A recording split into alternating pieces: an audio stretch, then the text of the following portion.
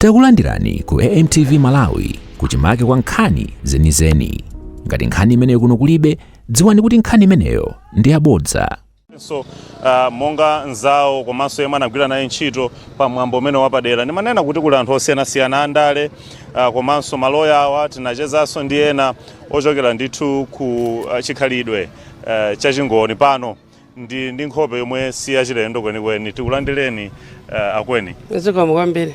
Takuonani kuno mukufika ndithu ndi chinthu cha mtengo wapatali kukhala nawo pa mwambo oyamba umenewo chimwalireni Vice President Saulos Cross Chilima. Tithokoze kumwamba kuti chinamkomera Mulungu kuti amutenge Dr. Saulos Chilima. He was a man of vision. Komanso anali tate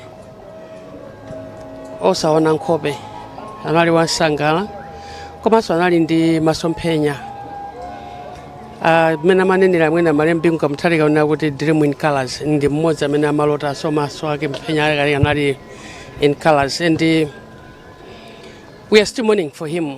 Ndipo sitizamuyiwala mpaka nakalekale, tingopemphera kuti mzimu wake wonse mumtendere.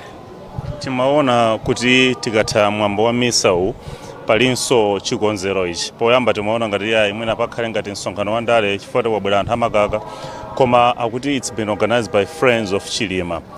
Mukhale muli kumeneku, uthenga omwe tikhale tikuyembekezera kumeneku ndotani popita chitsogolo chidzulo chino? Chimene ndingathokoza nzawo wa Dr. Saulos Chilima kuti ndachikondi kwambiri. Anthu amatha kukhala ndi anzawo, koma Dr. Saulos Chilima ndi munthu amene anali wodzichepesa kwambiri, anali wocheza ndi wina aliyense. N'chifukwa chake chakomeranso anzawo amene amacheza nawo kuti achitire zimenezi. Ineyo kwa ine kungwathokoza iwowo kuti Mulungu apase zosowa zawo zimene akuzifuna kuti apitirizebe kumasangalala ndi moyo wake wa Dr. Saulos Chilima. Ndipo ndi chikhulupiriro kuti ndi iwonso amodzi amene sangathe kumuyiwala munyengo zimene amatha kukhala nawo za zosangalala komanso zachisoni. Munyengo zonse amatha kukhala nawo limodzi. Ndi chifukwa cha chimenechi chakomera kuti ankumbukire Dr. Saulos Chilima pa dongosolo lonse amene achita tsiku la lero, kuyambira ndi mwambo wa misa komanso ndi moyo wake umene iye wakhala akukhala nawo limodzi. Mayi Galiati, pomwe tikufuna titsirize zocheza kwathu, ndimafuna ndikufunseni funso lina lofunika kwambiri.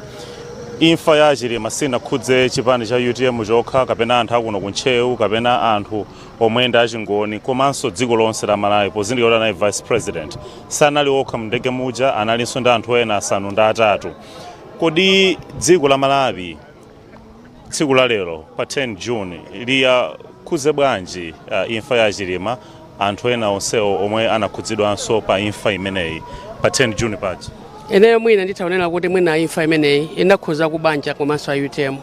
Ikanakhala kuti inakhudza anthu onse a dziko la Malawi, dzulo anthu amapuma ndi khupira lero akanapumanso. Podziwa kuti 1 anali Vice President, 2 anali masomphenya komanso ngati kwa chipani chake, komanso 2 chimwalireni sinaonepo ngakhale anthu ena atayima nkunena kuti sanapange china chilichonse tikhale ndi 1 minute yopempherera mzimu wake wa Chilima.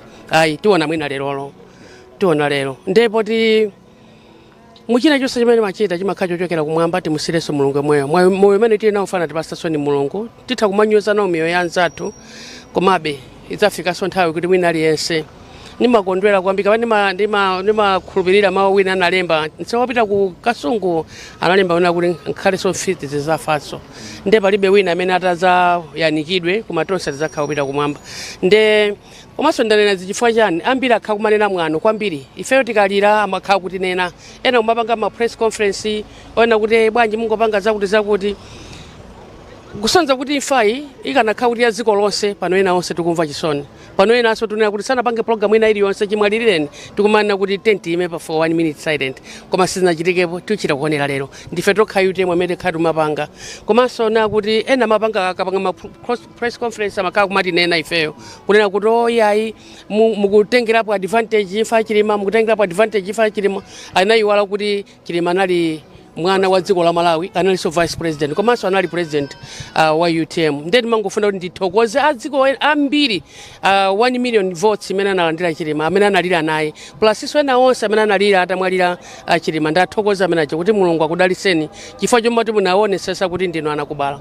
Komanso tayamikire ena amene sanapange chisoni. tiye ndipitiriza ndi moyo wanu poziwana kuti wina aliyense sazalumphaso dzenje limeneli. Zimwambi amenewa ndi Mai Patricia Galiati ndi mlangizi wa chipani cha UTM. Ndimafuna ndikutengere osayiwala kupanga subscribe ku channel ya AMTV Malawi.